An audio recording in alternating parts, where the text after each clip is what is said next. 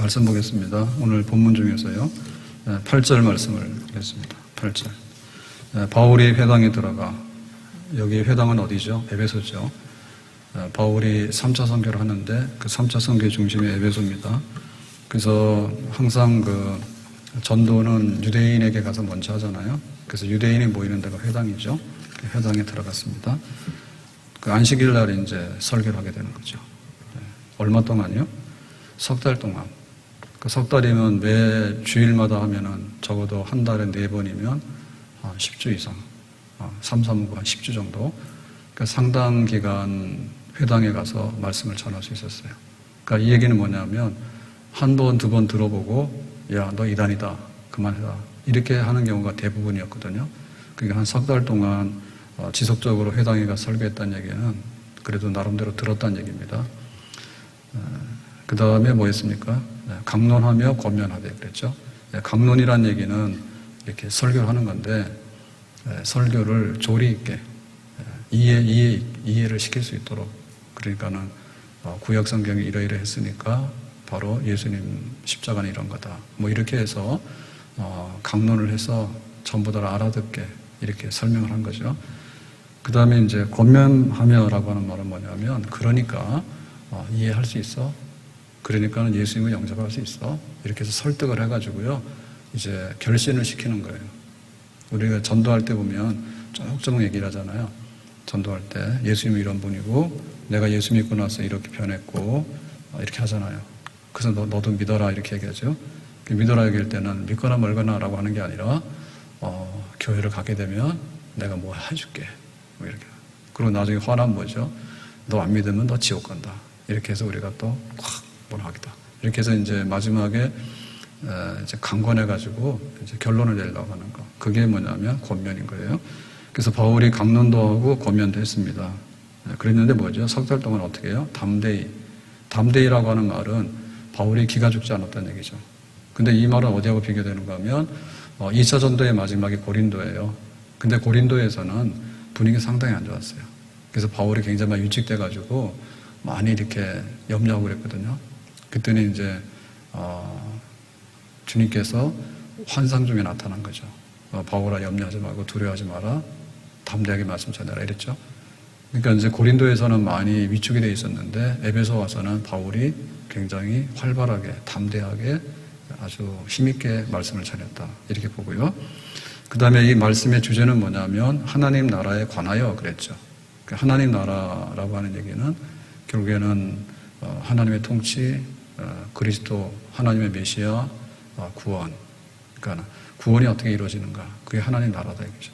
성경은 하나님 나라에 대한 얘기인데 하나님 나라 백성 되는 구원 그 얘기잖아요. 그래서 예수님의 그 십자가 회개하라 천국에 가까웠다. 그러니까 회개하는 자에게는 율법의 의가 아닌 믿음의 의로서 구원받는다. 하나님 나라, 예수님의 복음 십자가. 예수를 믿어서 하나님 나라 백성이 되는 거. 거기 복음을 전했다 이 말입니다. 자, 그랬더니 이제 반응이 나왔는데요. 반응이 어떤가? 9절 말씀이에요. 어떤 사람들은 마음이 굳어 순종하지 아니하고 무리 앞에서 이 도를 비방하거늘. 그래서 어떤 사람이란 얘기는 100%는 아니지만 다수의 많은 사람들이 반응이 안 좋았어요. 안 좋았는데 마음이 굳어 순종하지 않고, 마음이 굳었다는 얘기는 이게 곱슬머리에 곱슬을 돌아가듯이 이렇게 된 거죠. 그래서 뭐라고 얘기를 하면은 이게 마음 펴져서 그렇구나 이렇게 해야 되는데 점점 더 강팍해지는 거죠. 그게 아닌데 이렇게 해서 점점 되게 쭈그러들어가지고 딱딱해지는 거죠. 이제 마음이 굳어지는 거예요. 그래서 순종하지 아니하고, 그러니까 바울이 전한 하나님의 말씀에 대해서 불순종, 반대하는 거죠. 무리 앞에서 이 도를 비방하는. 그러니까 이제 사람들이 있는 데서 바울이 하는 말이 잘못됐다. 바울은 지금 유대교로 볼 때는 이단이다. 이제 이런 얘기를 해서 비방을 하는 이런 게 왔어요.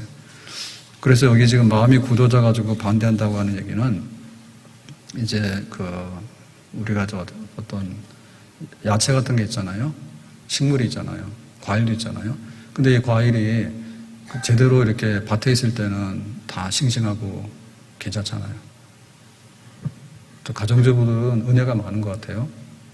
왜냐하면은 아이를 놓으면서 참 신기하다 이런 생각하죠. 그죠? 그런 은혜를 받죠. 그 다음에 이제 밥을 하면서 그 밥이 익어갈 때 냄새가 솔솔 나죠. 또 그게 또 기막힙니다. 그 다음에 그것만이 아니고 당근을 썰었어. 당근을 썰어가지고 칼로 탁 치잖아요. 그러면 당근 냄새가 팍 올라옵니다. 그게 또 기가 막힙니다. 양파를 썰잖아요. 그러면 톡 쏘는 매운맛이 탁 올라옵니다. 그 양파의 향이 있어요. 예, 도마도를 썰잖아요. 그러면 도마도 향이 팍 올라오는데요. 예, 가정주부들은 은혜가 떨어질래야 떨어질 수가 없을 것 같아요. 그렇죠? 예, 이거 모르시는 분들은 가짜 주부가 아닐까 생각합니다. 우리가 이게 생명이 있으면요, 요들요들하고 부들부들하다. 근데 이게 생명이 떠나면요, 굳어져가지고요, 나중에 화석처럼 변해요. 그 사람 마음이 우리 영혼이 그런 거예요. 그럼 뭐냐면 이게 굳어지잖아요. 그러면 나중에 부스러기가 돼요. 그죠? 시들다 못해서 나중에 뭡니까?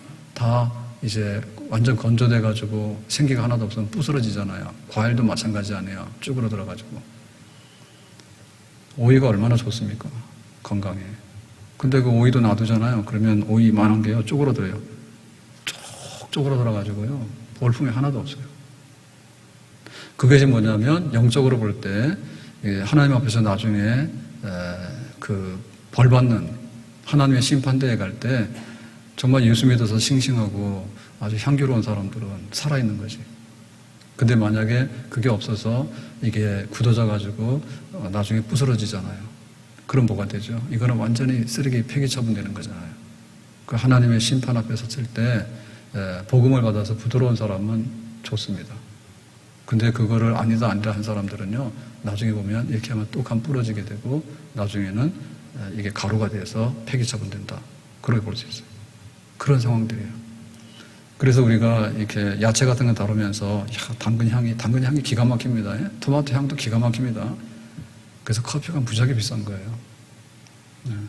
그런데 우리가 볼 때 믿는 사람을 보면 향이 나잖아요. 하나님 계시고 주님의 은혜로 산다. 얼마나 멋있어요. 근데 하나님이 어디 있냐? 예수님이 십자가에서 왜 죽냐? 나랑 무슨 상관이냐? 이렇게 막 바라가는 사람들 보면 정말 돌같이 굳은 사람이고요. 이거는 안 되는 사람들이에요. 그래서 이게 너무나 적대감이 심하니까요. 바울이 회당에서 복음을 계속 전할 수가 없어요. 어느 시점이 되니까. 석 달 동안에. 그래서 바울이 뭘 했냐면 제자들을 따로 세우고, 제자들이라는 얘기는 이제 믿는 사람들이죠. 자, 여기 회당에 모인 사람들은 유대교 구약의 하나님을 믿는 사람이거든요. 근데 이제 예수 복음을 전하니까 그러면 예수님이 그리스도다라고 이제 회심을 해가지고요. 그 중에 이제 예수 믿는 사람들이 생겨나게 된 거잖아요. 근데 그게 바로 제자들이거든요. 그 제자들은 예수님 영접한 사람이고 영접하지 않은 사람은 마음이 굳어가지고 바울을 비난하는 사람들이에요. 이렇게 물과 기름으로 갈라지는 거예요. 그래서 복음이 전파되면 항상 이렇게 분리되는 역사가 있어요. 복음이 전파되면 믿는 사람들이 모이고 안 믿는 사람 이렇게 되거든요. 그래서 이제 바울은 여기 믿는 사람들을 따로 이렇게 공동체를 만들어야 되겠다라고 생각돼. 여기 섞어놓으면 안 되잖아요. 그래서 따로 세우고라고 했는데 따로 세워서 모인 데가 어디냐면 두란노 서원이 되겠습니다. 두란노 서원. 자, 그래서 9절 말씀을 다시 보면요. 한번 보여주세요. 바울이 그들을 떠나 이제 회당에서 떠나서 제자들을 따로 세우고 예수님을 영접하는 무리들을 따로 구별해가지고 새로운 공동체를 만들어가지고 장소는 어디예요? 두란노 서원에서 방법은 뭐예요? 날마다 강론하니라. 날마다 하나님 말씀과 복음에 대해서 이제 설교, 강론을 계속한 것이죠. 자, 그래서 오늘 두란노 서원에서라고 했는데 우리가 알고 있는 두란노 서원인데요. 이 두란노 서원은 그러면 이름이 뭐냐라고 할 때 아마도 두란노는 이름 같아요.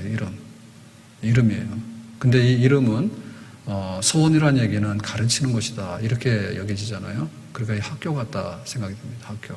그건 이 학교에 이름이 붙었는데 뭐 일산동고등학교 이거는 뭡니까? 지역명 같죠. 지역명 같죠. 근데 이제 학교 중에도 보면 누구누구 이름을 붙여서 해놓은 학교가 있잖아요. 그러니까 아마도 여기 두란노라고 하는 것은 이 학교의 유명한 선생님 이름이거나 아니면은 학교의 재단 이사장, 설립자, 내지 주인 그 이름이 아닐까 싶어요. 그래서 하여튼 간에 두란노라는 이름을 가진 학교가 있었는데 거기에 들어가서 바울이 강론했다 얘기죠. 그러면 바울이 거기에 들어갈 수 있었다는 얘기는 못 가. 이거는 그 당시에 이제 여기가 지금 뜨거운 지역이거든요. 아프리카만 더운 게 아니고요. 여기에 에베소 같은 지역도 지중해 쪽으로 이렇게 해서 다 더운데요. 그래서 여기 특산물들이 올리브예요. 네, 올리브. 이런 것들은 다 더운 데서 필요한 음식들이잖아요. 그래서 여기 굉장히 해가 뜨거운데 그러다 보니까 낮잠 자는 시간이 있어요. 낮잠을 잠깐 자는 게 아니라 열대지방에는 거의 다 이게 문화잖아요. 그래서 여기도 11시까지, 그러니까 아침 해가 뜨면 일찍 일해가지고 11시 되면 끝나는 거예요, 일이. 그래서 얼마를 낮잠을 자는가 하면 11시에서 오후 4시. 푹 자. 그 한밤중에 돌아다니는 사람보다도 낮에 돌아다니는 사람이 더 없어. 날씨가 더워가지고. 그 오후 4시, 5시간. 5시간이 활동을 안 하는 시간이에요. 관공서도 안 하고 사람들이 다 집에 가서 쉬는 시간이에요. 그래서 4시 이후에 되면 나와서 일을 하고 이제 저녁에 이렇게 돼요. 그러니까 그 시간이 뭐냐면 학교로서는 비는 시간이잖아요. 그래서 아마도 바울이 양해를 얻어가지고 그 시간을 빌린 것 같아요. 그 시간을. 그래서 이 두란노 서원에서 이제 강론했다 이거죠. 그러면 장소를 어디로 옮겼습니까? 유대 교인들이 모이는 회당에서 이제 두란노 서원으로 장소를 옮겼잖아요. 그러면은 어디가 이익이고 어디가 불리해요? 그걸 따져봐야 되겠죠. 따지려면 비교를 해봐야 되겠죠. 그 비교를 할 때 회당이라고 하는 것은요, 유대인만 오고 혹은 개종한 사람이 있더라도 개종 절차를 통해서 인정을 받아야지 오는 거예요. 그러니까 우리는 교회 아무나 오잖아요. 네. 개도 데리고 올라왔는데 개는 안 돼요. 네. 사람도 사실은 누구나 못 오는데요. 세례교인이 아니면 교인이 아니기 때문에 출입하면 안 됩니다. 그래서 우리가 신천지는 오지 마라 했어요. 근데 사실상 세례 안 받는 분들이 불쑥 들어와가지고 예배를 드린다. 이거 안 돼요. 근데 우리가 그냥 놔두는 거예요. 그냥 봐주는 거예요. 그래서 여기 회당이라고 하는 데는 유대교인 혹은 유대교에 개종한 이방인 이런 사람들이 오는 데고요. 그러니까 아주 그 자격이 엄합니다.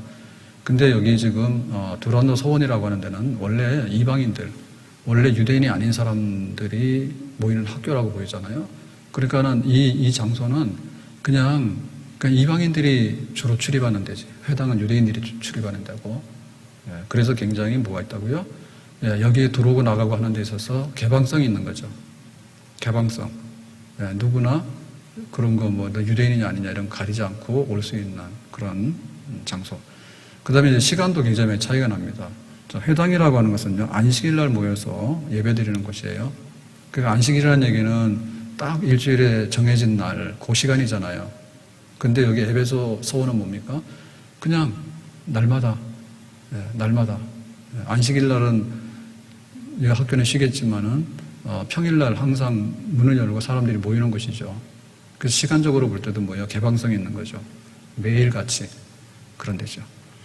그래서 회당이라고 하는 데는 굉장히 좀 폐쇄적이고 굉장히 좀 제한적인 면이 굉장히 강하다면 특수성이죠, 특수성. 그 다음에 두란노 서원은 굉장히 개방성이 있는 거고, 그 다음에 일반 보편적인, 그리고 그 시대 사람들이 많이 알고 있고 출입하기 자유로운 곳, 거기로 이제 옮겨가지고 말씀을 전한 것입니다. 자, 그러면은 바울이 두란노 서원에서라고 했는데, 두란노 서원에서 강론을 했는데요. 그러면 지금 이 두란노 서원에서 이제 전도했다는 얘기는 우리에게 그 하나의 그 전략적인 것, 바울이 의도했고 바울이 성공했던 그가 도대체 뭐냐, 이런 것들을 많이 교훈하고 있습니다. 그래서 첫 번째로 보면요, 제자를 따로 구별해서라고 하는 거예요. 거기서 하나의 힌트를 얻을 수가 있는 거예요. 그러니까는 이제 우리가 복음을 전하게 되면 대부분의 경우는 초청 집회래요. 초청이 모여라, 와라 이렇게. 그래서 지금 시대가 참 많이 변했는데 지금 아이들 성경학교를 이번에 못했잖아요. 근데 성경학교를 했다 하더라도 옛날하고는 분위기가 많이 달라요.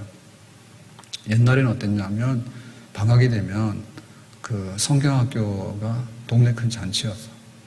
그래서 안 믿는 아이들도 여름방학이 되면 성경학교는 일단 와봐. 왜? 먹는 걸 주니까. 수박도 주고, 하드, 네? 아이스크림, 뭐 이런 걸 막 줬다고. 그래서 막 동네 아이들이 보통 때, 교회 학교에 제가 나갔던 그 교회도 막 성경학교 하면 몇백 명이 왔던 것 같아요. 그래서 평상시에 한 100명, 200명이 오면은 성경학교 하면 300명 이렇게 오고 막 그래요. 애들이 갈 데가 없어요. 그래가지고 이제 성경학교 홍보를 하잖아. 홍보를 하면 뭐냐면 주로 그 탈을 쓰고 다니지. 가면 있잖아요, 가면. 뒤집어 쓰는 거 있잖아요. 그런 거 주로 하고. 그래서 그 대만의 손묵은 선교사가 그거를 참 잘했어. 왜? 작잖아. 큰 사람은 그거 잘 못 뒤집어 쓰잖아. 그리고 또 재밌게 해야 되잖아. 그거 잘했다니까. 그래서 그거 인형 탈 그거 뒤집어 쓰고, 그 다음에 좀 과장하면 북치고 장구치고 해가지고 동네를 막 돌아다니면 애들이 막 모여가 했다. 자, 이래 놓으면 뭐냐면 올 때는 오는데 끝나고 나면 뭐예요? 또 싹 빠져나가죠. 그게 잡아야 되거든요.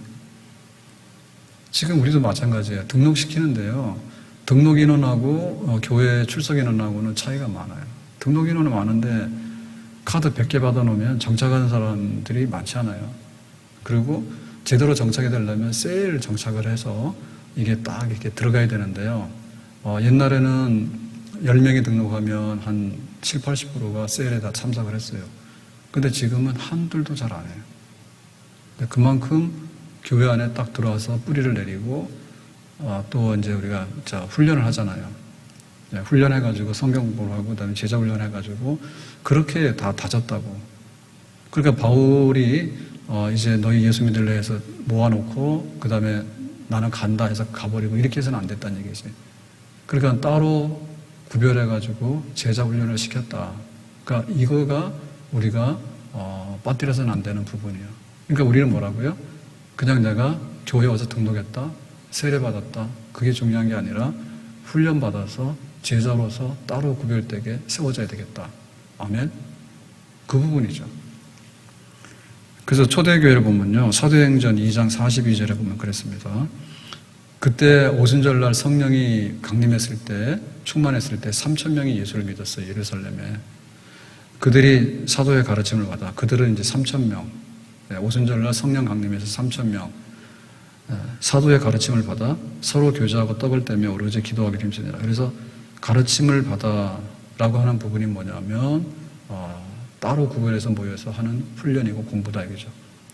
그러니까 여기 가르침을 받아라고 한 얘기는 지금 예루살렘 전역에 다 합치니까 3,000명이라는 얘기고 한 장소에 3,000명이 들어간 건 아니에요.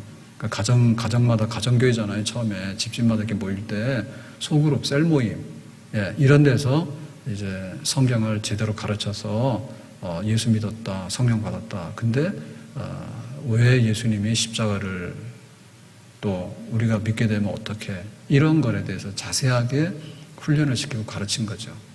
그게 예루살렘 교회도 됐어요. 그게 됐어요. 디모데후서 2장 2절에 보면요. 이렇게 말합니다. 네가 바울이 디모데한테 말하는 거예요. 많은 증인 앞에서 내게 들은 바를 충성된 사람들에게 부탁하라. 충성됐다는 얘기는 신실하다. 믿는 사람에게 자, 디모데가 너 일로 와. 예수님이 이런 분이야. 그렇지? 그러니까는 예수 믿습니다. 그 예수 믿는 거에 대해서 나도 전도해? 알겠습니다. 부탁했잖아요. 그러면 그들이 부탁받은 사람이 또 다른 사람들에게 가르칠 수 있으리라. 이 사람이 또 가가지고 너 일로 와봐. 예수님 누구야? 예수님 이런 분이야. 너 예수 믿어? 그러면 예수님을 전도하도록 해라. 알았어. 이렇게 돼. 그러니까 디모데하고 부탁한 사람하고 또 다른 사람이라고 하면 디모데 부탁한 사람, 그 부탁을 받은 또 그 사람. 그러면 뭐예요? 1, 2, 3이잖아요. 이게 3대예요. 할아버지, 아버지, 아들. 여기 3대. 그래서 최소한도로 복음은 3대 정도가 가야지 그게 내 복음이 되는 거예요. 그러니까는 나에게 복음 전해준 사람이 있어. 전도한 사람이 있어. 내가 예수 믿었어. 내가 또 전도한 사람이 있어. 그럼 뭐예요? 나에게 복음 전해준 사람 1세대, 나 2세대, 그 다음 세대, 3세대. 그래서 앞뒤가 이렇게 묶어져야지 생명이라는 건 씨가 있잖아요. 씨가 있으니까 씨를 뿌리면 싹이 나서 또 그 다음에 씨를 뿌리면 또 싹이 나잖아요. 그래서 이거 한 2번, 3번 해봐야지 이게 진짜 생명이 있는 씨인지 아닌지를 알 수가 있어요. 그죠? 그걸 하려면 뭐냐면 진짜 제자가 돼야 되는 거예요. 그러니까 바울은 가서 교회를 세웠지만은 와라. 아이스크림 줄게 와라. 모아놓고는 나는 간다. 이렇게 간 게 아니라 와라 해놓고는 그 다음에 따로 세워서 2차적으로 훈련을 시켰다 이거죠. 그래서 교회 안에 교회가 있는데요. 이단들은 이걸 비교적 잘해요. 왜냐면 어차피 다수가 믿는 게 아니니까 자기들이 하나 건져오면은 끝까지 이단을 만들려거든요. 그래서 이 등록하는데 어려워요. 등록하는데 어려워. 그러니까 예비교인을 해가지고 본교인을 만들고 본교인 해가지고 신천지 교회에 진짜 예배 들어가려면 벌써 문턱을 하나, 둘, 세 개를 넘어가 들어가요. 그러니까 거기에 들어온 사람들은 잘 변하지 않아요. 한번 이단에 빠지면. 그 정도로 철저하게 그 교육을 해서 세뇌를 시켜버린다고. 그러니까 우리도 교회를 내가 다니는데 10년을 다니는데 1차 문턱만 다니고 이렇게 다니는 사람은 10년이 별로 효력이 없어요. 네? 내가 학교를 다녔는데 초등학교를 내가 10년을 다닌 거예요. 그럼 10년을 다니는 게 별로 중요한 게 아닌 거예요. 초등학교 6년이면 돼. 그 다음에 중학교로 가서 중학교 3년을 공부하고 그 다음에 고등학교를 가서 공부하는 게 중요한 거지. 그러니까 수준이 다른 거지, 수준이. 그러니까 헐렁한 거를 계속해서 하는 것보다는 좀 더 나은 것을 위해서 다음 단계로 가는 게 중요하다고. 그러니까 교회 안에 10년, 20년, 30년 교인이 있는데 이 사람은 예수님을 믿는 것 같기도 하고 안 믿는 것 같기도 하고 거기에 항상 머무는 사람이에요.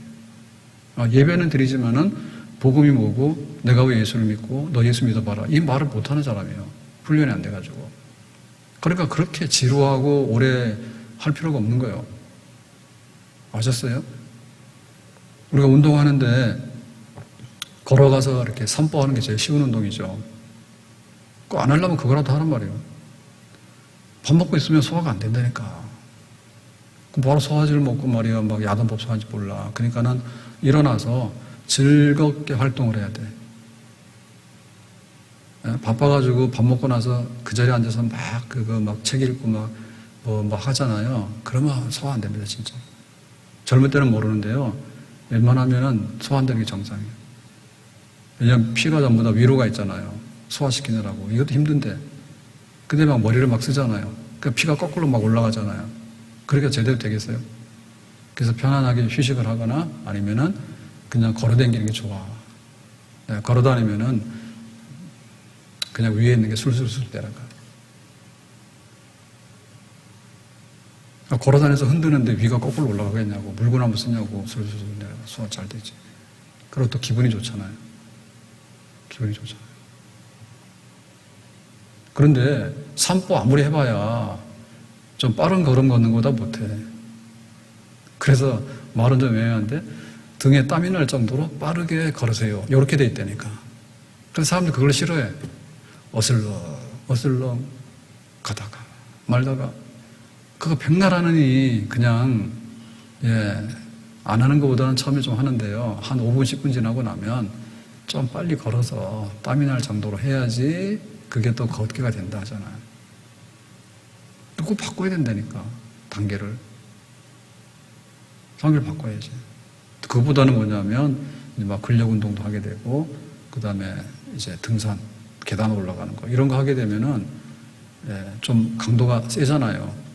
그러니까 우리가 예수를 믿는데 대충 해서 그런 것 같다. 그거를 10년 하는 것보다는 1년을 믿더라도 이치가 뭔지를 알아가지고 훈련받아가지고 하는 게 낫다. 그래서 아이들은 그냥 놔둬도 이치를 깨달아요. 그냥 놔둬도 이치를 깨닫는데 집중적으로 공부를 시키잖아요. 그러면 100배로 많이 깨달아요. 그래서 보니까 이 학교 문제 있거든요, 지금. 문제 있단 말이에요. 왜냐하면은 코로나 때문에 정상적으로 학교에서 수업을 안 하잖아요. 정상적으로 학교 수업을 하더라도 학교 수업의 수준이요. 너무 달라가지고 공부 잘하는 애들은 학교 가서 엎어져 잔다니까. 배울 게 없어. 학원 가서 다 배우지. 그런데 그나마도 등교를 매일같이 안 하고 그 공부조차 안 하니까 집에서 뭐 영상 하라고 그러는 거 그거 해가지고는 학습 미달이요. 공부 열심히 하는 아이들, 공부를 재밌어서 하는 아이들이나 혹은 학원 가거나 아니면 막 과외를 붙여서 하는 애들은요. 엄청나게 많이 하거든요. 왜냐하면은 학교 가는 시간도 별로 없으니까 그냥 개인 사교육해서 막 뛰면은 토끼띠을 뛰는 거야. 그 집에 앉아가지고 그냥 뭐 영상하는데 숙제 냈고 과제물을 했는데 이렇게 해가지고는요 완전히 이게 하늘과 땅 차이라. 그래서 그 입학시험 치료만 안 합니다. 그래도 개천에서 용연하는 거는요, 막 와서 막 영시도 하고, 그 다음에 막 선생님 배우기도 하고, 그 다음에 EBS도 하기도 하고 해서 뭔가를 해가지고 없는 애들도 좀 따라 붙였는데, 지금 같은 상황에서는요, 어림없어요.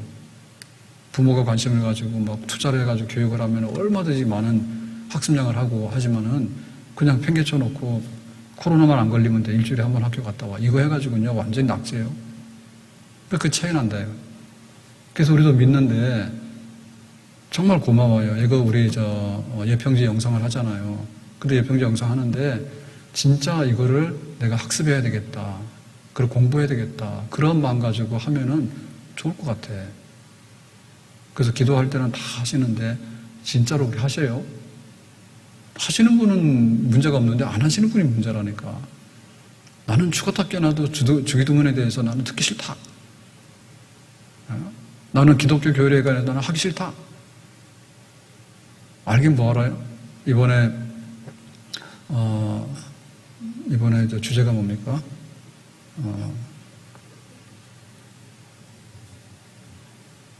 서경의 주제가 뭐라고 써놨어요? 마지막 일에 대해서인가? 그렇게 돼 있죠. 마지막 일. 그래서 성경적인 종말로 이렇게 써놨는데요. 또 다른 말로 말하면 죽음 그 이후 개인과 역사와 인류는 어떻게 되는가. 이런 거예요. 그러면 그거를 모르면 전혀 모르지. 모르면 전혀 모르지. 그걸 이제 배워서 알아야 되잖아요. 그럼 저도 그래요. 저도 머리 아파요. 왜냐하면은 처음부터 다 봐야 돼. 나름대로 저도 공부를 해야 돼. 왜냐하면은 정해진 시간 안에 어떤 방법으로 말을 할까, 이거는 날마다 새로운 거잖아요. 그러니까 저도 학습량이 엄청 많은 거예요. 그것도 해야 돼. 그래야지 죽음 그 이후에 개인과 우리 역사와 세상의 끝은 어떻게 될 것인가. 이런 거를 알게 되는 거잖아요. 그러니까 이걸 알고 믿는 사람하고 몸이 천지 차이죠. 몸이 다시 사는 것과 영원히 사는 것을 믿습니다. 저리로서 산 자와 죽은 자를 심판하러 오시라 했는데 도대체 뭐가 뭔지를 모르면 모르잖아요. 그래서 따로 세워가지고 제자 훈련을 하고 오라고 하는 것은 해도 되고 안 해도 되고 아니라 안 하는 게 아니라 해야 되는 건데 해도 되고 안 해도 되는 게 아니라 진짜로 해야 되는 거다. 네, 누구나 왔다 갔다 해서 나 예수 믿어요라고 하는 쉽지만은 그러나 진짜 이치를 깨달아서 훈련된 교인이 되는 것은 쉬운 일은 아니에요. 근데 그래야지 진짜 교인이 돼요. 그리고 이 말세로 갈수록요, 훈련되지 않은 교인들은요, 견뎌낼 수가 없어요. 훈련되지 않은 교인들은 견뎌낼 수가 없어요. 왜냐하면은 분위기 좋을 대로 교회로 와라라 모였을 때 교회 가서 복 받고 교회 가니까 잘 갔다 칭찬할 때는 우르르 오는 맛이 있어요. 근데 지금은 그거랑 반대예요. 그래서 지금 기도주의 목적이 하나가 뭐냐면 우리나라가 반기독교적이거나 반성경적인 되는 것은 우리가 제일로 안 좋은 거야. 근데 그런 방향으로 많이 가고 있어요. 알게 모르게. 그렇기 때문에 우리가 어떻게 믿어서 똑바른 제자가 되는가가 나를 지켜나가고 교회를 지켜나갈 수 있는 관건이 된다. 그래서 그 양적인 부흥을 가지고 뭔가를 할 수 있는 시대는 지났어. 양적인 부흥. 그냥 누구든지 교회 오면 다 잘 돼. 그 말 가지고 교인이 되거나 교회를 지탱하기에는 어려운 시대예요. 제자로서 훈련되진다. 자, 두 번째. 바울이 두란노라고 하는 장소를 택했잖아요. 그래서 이 장소를 택했다라고 하는 것은 굉장히 포용성에 대한 어떤 거죠. 포용성. 그러니까는 회당에 가면 유대인들만 있는데 유대인들이 자꾸 뭐라 하니까 안 받아들이고 하니까 이제 두란노라고 하는 장소로 옮겨가지고 이방인들이 출입하고 누구든지 접근할 수 있는 그런 장소를 택했잖아요. 그래서 우리가 좀 더 개방성을 가지고 할 필요가 있어요. 개방성을 가지고. 그래서 고린도에서는 바울이 회당에서 쫓겨났을 때 디도 유스도의 집에 갔어요. 디도 유스도라고 하는 사람의 집에서 고린도에서 복음을 1년 6개월 동안 전했죠. 근데 여기 회당에서는 반대가 심하니까 두란노 서울을 옮겨가지고 2년 동안에 또 말씀을 전하고 제자들을 훈련했잖아요. 그러니까 우리의 센터가 어디냐라고 할 때 우리의 센터는 분명히 교회예요. 근데 교회로만 와라라고 얘기를 하게 되면 항상 제한적이고 굉장히 좀 이렇게 폐쇄적입니다. 너 와야 돼. 그래서 우리가 지금 좀 만나오라고 카페가 좀 아쉬운데요. 예배드리러 3층에 불러드리는 건 좀 어려워요. 근데 밥 먹으러 오자 아니면 커피 마시러 오자 이건 좀 쉬워요. 근데 여기도 싫은 사람이 있거든요. 일단 간에 교회만 보면 경기나. 네, 이런 사람들은 뭐 스타벅스로 갈 수밖에 없어요. 네, 가서라도 뭐 해야 돼요? 내가 예수를 믿고 예수를 믿어야 된다라고 표현할 수밖에 없는 거죠. 그래서 우리가 끌어당겨오는 것도 굉장히 중요하지만 사실 우리가 이렇게 나가서 좀 더 개방적으로 사람들을 만나는 것도 굉장히 필요하다. 그 접촉점이 문제예요. 접촉점에서 제일 쉬운 거는 뭐냐면 옆집 사람하고 인사해가지고 같이 말도 하게 되고 시장도 같이 가게 되고 황룡산에 산책도 같이 가게 되고 이런 거 하는 거지. 그래서 그 장소가 우리의 두란노 소원이 될 수 있는 거예요. 네가 교회를 안 오면 그만둬 말하네. 이게 아니라 교회는 안 올 수 있지만은 그렇지만은 우리 집에서 혹은 우리가 공원에서 혹은 우리가 함께 나가는 장소에서 함께 예수님을 소개하고 말할 수 있는 기회는 얼마든지 열어놓을 수가 있는 것이죠. 그래서 좀 더 세상적인 장소에 대해서도 적극성을 띨 필요가 있다. 그래서 전도해라 그러면은 전도 대상자 없는데요. 딱 시침을 떼거든요. 근데 보면은 안 믿는 사람들하고 만나가지고 다 먹고 다니고 커피 마시고 다 하잖아요. 근데 꼭 전도하라 그러면 나는 아는 사람이 없다라고 딱 입을 다물어버려요. 그래야지 맙시다. 다 아는데. 밥 먹으러도 가고 시장도 가고 커피도 마시고 다 하잖아요. 예? 공원에 앉아가지고 막 낮술도 하잖아. 맥주 마시는 사람 많아. 낮에도 주부들이 애들 놀게 하고 와서 막 맥주 마시고 많더라고. 그런데 나는 아는 사람이 없어요 라고 하는데 만들어야지. 만들어서 나가서라도 언제라도 이렇게 공개할 수 있는, 그렇게 편하게 대화할 수 있는 장소, 그런. 자, 세 번째는 뭐냐면 예수님 전하고 이렇게 할 때 우리가 복음에 대해서요, 그 이치를 알려주는 거에 대해서 우리가 굉장히 좀 신경을 써야 됩니다. 그러니까는 몰라 그냥 와봐. 네, 와보는 건 한 번에 와볼 수 있는데 네가 뭐 믿는데 그러면 나는 몰라 이렇게 말하는 거는 결코 자랑이 아니죠.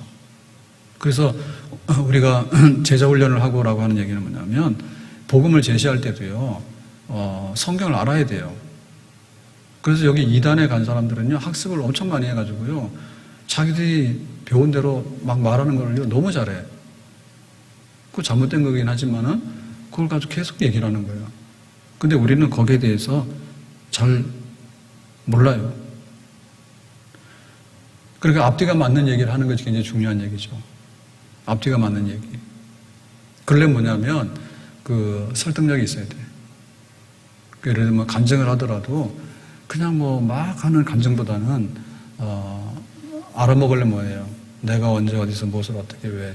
근데 내가 예수 믿기 전에 이랬는데 예수 믿고 해서 변했다. 이렇게 해서 아주 뭐 짧게 하더라도 그렇게 하면은 쉽게 알아먹을 수 있잖아요. 근데 막 뭐 동네방네 떠드는 얘기 다 하고 이렇게 해가지고는 상대방이 잘 못 알아먹죠. 그래서 우리가 굉장히 논리적으로 한다고 하는 얘기하고 세상적으로 한다는 얘기하고는 다른 말이에요. 네. 그러니까는 세상적인 얘기라고 하는 얘기는 굉장히 뭐 웅변을 잘한다든지 혹은 그 사람이 아는 지식이 많다든지 뭐 이런 거를 의지하면 안 돼요. 근데 내가 딱 하나를 알더라도 굉장히 상대방이 내가 하는 말이 무엇인지를 알아듣도록 하는 얘기. 그게 중요해요. 그러니까 세상의 지식이나 세상의 말 언변을 우리가 너무 강조하는 게 아니고 성경에 하나님이 세상을 만들지 않았냐. 그런데 인간이 타락하지 않았냐. 그런데 인간이 타락했기 때문에 죽음이 오지 않았냐. 그리고 낙원을 상실하지 않았냐. 그러니까 하나님께서 우리를 구원한다 하지 않냐. 하나님 우리를 구원하시는데 자력구원, 우리가 뭔가를 구원해서는 그 구원이 끝내 이루어질 수 없다 하지 않냐. 그러니까는 우리의 의가 없기 때문에 우리의 의를 획득하려고 하지 말고 하나님이 주시는 의를 그냥 선물로 받아들여라. 하나님이 주시는 의의 선물이 뭔가 하면 예수님이 십자가에서 대신 뒤집어 쓰고 우리의 죄를 전가시켜서 예수님이 대신해서 갚아버렸다. 그러니까 그 사건을 믿는 자에게는 우리가 죄가 사함받은 것으로 하나님이 간주해 주신다. 우리가 의로운 건 아니에요. 근데 의롭다고 인정해 주시니까 은혜다. 그래서 예수 믿어서 믿음으로 은혜로 하나님의 자녀가 됐다. 하나님의 자녀가 되면 하나님의 자녀답게 하나님께서 권세를 주시고 우리에게 자녀답게 베풀어 주시는 그 하나님의 은총의 분량이 있다. 그렇게. 그리고 우리가 교회 와서 믿어야지 우리의 신앙생활을 계속해서 유지할 수 있고 또 믿는 사람끼리 모여서 하나님 나라를 펼쳐나갈 수 있다. 그리고 이제 우리에게 사명이 닿으면 하나님 나라로 옮겨가는데 그건 땅속을 꺼지는 사건이 아니라 우리 영혼이 하나님 나라로 가는 것이다. 그래서 하나님 나라로 가서 기다리고 있는데 뭘 기다리냐? 예수님의 재림을 기다려서 예수님의 재림이 되고 나면 모든 일이 다시 살아나서 부활해서 하나님의 영원한 통치 속에 들어가게 될 것이다. 그래서 지금 죽음 그 이후에 하나님께서 재림하시고 또 재림할 때 징조가 뭐고 그 다음에 재림하고 나면 부활하게 되면 심판하게 되고 심판하게 되면 하나님의 영원한 나라가 마지막에 어떻게 펼쳐지게 될 것인가에 대해서 앞뒤가 있어가지고 그게 바로 창세기부터 계시록 가지고 우리가 전능하사 하늘에 계신 전능하사 천지를 만드신 부터 시작해서 저리로 산자와 죽은 자를 다시 심판을 오시라는 사도신경 고백이 전부 다. 그러니까 뭔가를 이렇게 설명을 해서 내가 믿는 게 뭔지를 말할 줄 알아야 되고 상대방이 들으면 아 그렇구나 이렇게 이해할 수 있도록 하는 거. 그런 것들이 있어야지 결국에 뭐냐면 나도 믿게 되고 너도 믿도록 전도하게 되는 그런 역사가 있다. 묻지마 믿는다라고 하는 얘기는 하루 이틀이지 그건 안 된다. 그리고 또 한 가지는 성령이 알아서 하신다. 물론 성령이 알아서 하실 때가 있어요. 성령께서 너 예수 믿어야 돼. 꿈에 나타나가지고. 그래서 막 오늘 일어났더니 탄현역을 갈라 했는데 갑자기 자기도 모르게 교회로 와서 앉아있는 거예요. 와, 이런 있을 수 있을 거예요 아마. 잘 없어요.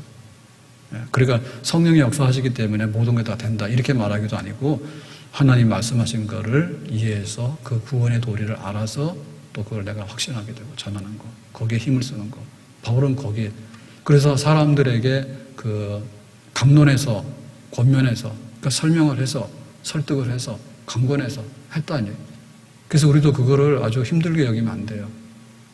우리가 강론하고 권면하고 믿게 하고라고 하는 그 사람에게 알려서 그 사람이 깨닫고 그 사람이 변화되는 거에 대해서 너무나 어려워서 나는 못한다라고 하면 안 되겠다 이 얘기죠.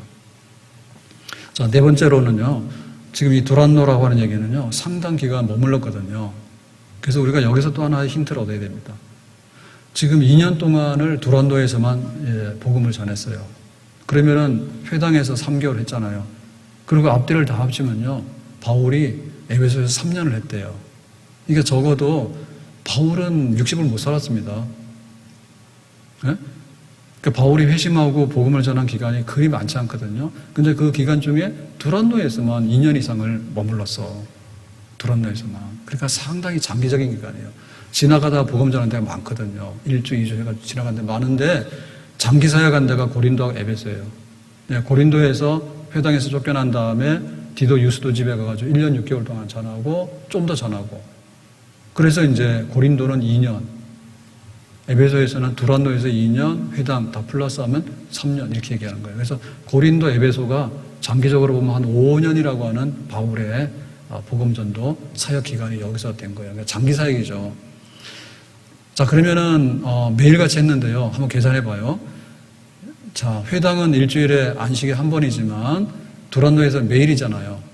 그러면 매일이면은 적어도 11시에서 5시까지, 4시까지를 만약에 빌렸다. 그때 이제 바울이 한 거죠. 바울이. 그리고 다른 사람 쉴 때 바울은 장소를 빌려서 쉬는 시간에 쉬지 않고 말씀 들으러 오는 사람들이 있어서 그 사람들에게 했다. 그러면 하루에 몇 시간? 5시간이죠. 5시간. 그럼 월화수목 근무하더라도 몇 시간이에요? 5, 25, 25시간이잖아요. 그러니까 5시간 5 곱하기 만약에 365일인데 300일만 했다 치더라도 5 곱하기 300 하면 뭐예요? 1500시간 곱하기 예를 들면 2년 이상. 그럼 뭡니까? 3000시간 이상. 그러니까 어마어마한 양의 매일같이 바울은 5시간 정도를 복음 가르치는데 쏟아부었다 이게. 그러면 바울은 그렇게 했고 거기에 노출된 사람은 그렇게 한 거죠. 그러니까 바울이 가르치는 예를 들면 우리가 주일, 수요일, 금요일 이렇게 하는데 이것도 힘들거든요. 그러면 오전 11시부터 해서 오후 4시까지 해가지고 매일같이 모여가지고 제가 여기서 하는 거예요. 그럼 어떻게 되겠어요? 어마어마하겠죠. 매일같이 5시간을 강론을 했다 하지만. 그러니까 그 정도의 뭐가 있었냐면 아주 많은 많은 시간을 들여서 그렇게 하다 보니까 뭐예요? 온갖 사람들이 여기 다 오잖아요. 한 사람이 와가지고 2년 동안 앉아있는 건 아니죠. 학교처럼 등록을 해가지고. 그래서 이 에베소에 오는 사람들은 뭐냐면 에베소가 아시아의 중심 도시잖아요. 그러니까 여기에 물건 사러 오는 사람들, 쇼핑으로 오는 사람들, 그 다음에 뭐냐면 일보러 오는 사람들 있죠. 일보러 오는 사람. 중요한 일, 관공서가 있기 때문에. 그 다음 뭐냐면 친척, 그 다음에 친구들하고 놀러 오는 사람들, 그 다음에 또 경기장이 많잖아요. 경기장들이 로마 시대 때 경기장에 관람하러 오는 사람들, 그 다음에 극장에 연극을 하잖아요. 그래서 에베소에 가면 지금도 그 유적이 남아있는데 수천 명이 앉아가지고 야외 극장에서 하더라도 다 보고 들을 수 있도록 된 그런 극장도 있었거든요. 그러니까 에베소에 사람들이 오죠. 그리고 여기에 또 뭐냐면 공중 목욕탕이 있어. 최고고. 그러니까 이제 그런데 또 이용하러 오는 사람도 있고. 그 다음 또 뭐냐면 아데미 신이라고요. 그 아데미, 다이아나 신을 섬기는 신전이 에베소에 있는데 그게 불가사의하게 커요. 어마어마해요. 그래서 이 아시아 지역에 있는 사람들이 다 아데미 신전을 생각할 때는 에베소로 와가지고 그 신전을 찾아오는 사람. 그러니까 여기에 어마어마한 많은 사람들이 왕래가 많은데요. 고정적으로 사는 사람도 많고 왕래가 많은데요. 그런데 바울이라고 하는 사람이 그 두란노 서원에서 매일같이 한 몇 시간을 이렇게 강론을 한대더라. 복음 전한대더라. 한번 가보자 해가지고 그걸 계속해서 한 2년 동안을 지속적으로 했으니까 얼마나 많은 사람들이 왔겠냐. 그래서 이 시간의 양하고 지속성하고도 굉장히 중요하다 이거죠. 예? 주일날 와서 예배 시간에 깜빡 늦게 와가지고 깜빡 졸다가 무슨 얘기했는지 그것도 알아듣지도 못하고 이렇게 가니까 이게 이슬비도 아니야. 근데 정말로 막 소낙비가 쏟아지는데 날마다 그런 비를 맞으면은 얼마나 변화되겠냐고 사람이. 그렇죠? 그래서 교회가 하면 보면서 저도 그랬어요. 그러면 나도 11시부터 해서 오후 4시까지 월화수목금 매일같이 강론을 해야 되는가 이런 생각이 들었더라고요. 할까요? 배고프신가 봐 지금. 생각이 없어.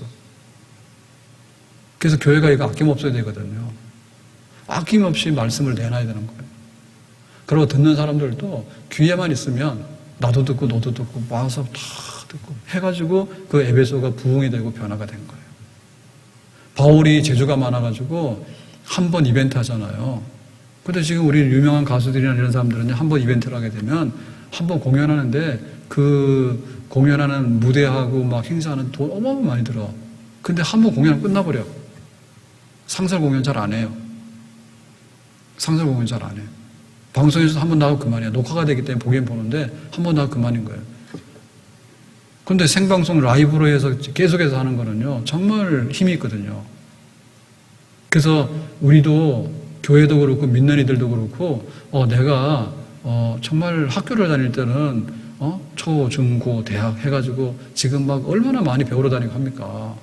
그런데 성경에 대해서 하나님 말씀에 대해서 내가 지속적으로 체계적으로 포괄적으로 계획적으로 얼마 기간 동안에 내가 복음을 듣고 또 다른 사람들을 초청해서 듣게 하고라고 했는가를 보면 교회가 좀 딸리지 않는가. 그 시대에 바울은 그렇게 했다고. 그 시대. 자, 말씀을 맺겠습니다. 우리는 너무 쉽게 짧은 시간 만나고 짧은 시간 공부를 해가지고 뭔가를 엄청나게 많이 얻으려 해요. 그러면 안 된다. 지속적으로 오랜 시간 체계적으로 포괄적으로 성경을 알고 하나님을 아는 이런 것들이 필요하고 교회가 이런 프로그램들을 제시하고 그럴 필요가 있다.